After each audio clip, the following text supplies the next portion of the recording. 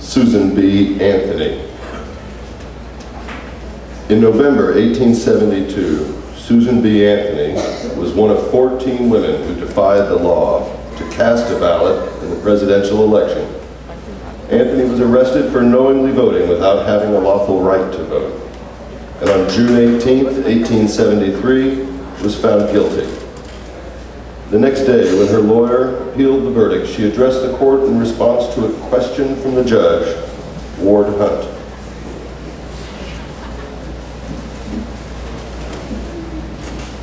Has the prisoner anything to say why sentence shall not be pronounced? Yes, Your Honor.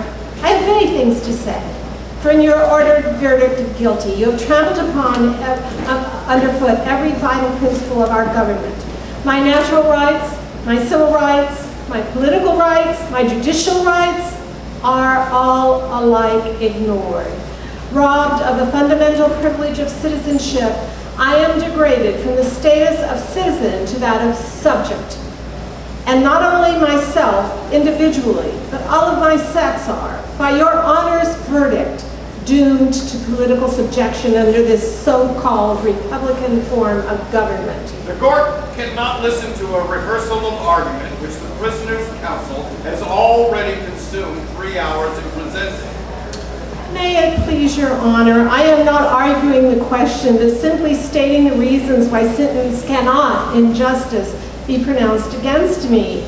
Your denial of my citizens' right to vote is the denial of my right of consent as one of the governed, the denial of my right of representation as one of the taxed, denial of my right to trial by jury of my peers as an offender against law, and therefore the denial of my sacred right to life, liberty, property, and... The court cannot allow the prisoner to go on. But your Honor will not deny me this one and only poor privilege of protest against this high-handed outrage upon my citizens' rights. The court must insist the prisoner has been tried according to the established forms of law. Yes, Your Honor, but by forms of law all made by men, interpreted by men, administered by men, in favor of men, and against women, and hence Your Honor's ordered verdict of guilty against a United States citizen for the exercise of the, quote, citizen's right to vote, simply because that citizen was a woman and not a man.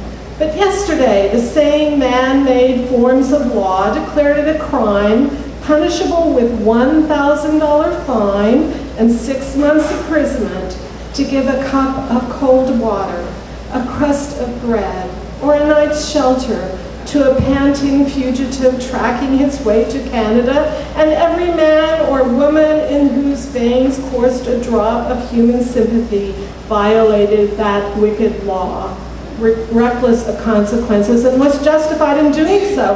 And then the slaves who got their freedom had to take it over or under or through the unjust forms of law.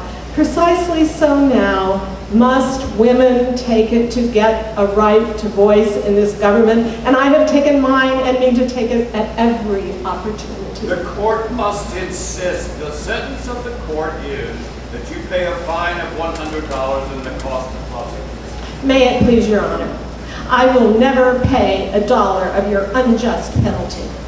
All the stock and trade I possess is $10,000 incurred by publishing my paper, The Revolution, the sole object of which was to educate all women to do precisely as I have done. Rebel against your man-made, unjust, unconstitutional forms of law which tax, fine, imprison, and hang women while denying them the right of representation in the government. And I will work on with might and main to pay every dollar of my honest debt, but not one penny shall go to this unjust claim. And I shall earnestly and persistently continue to urge all women to the practical recognition of an old revolutionary maxim: resistance to tyranny is obedience to God.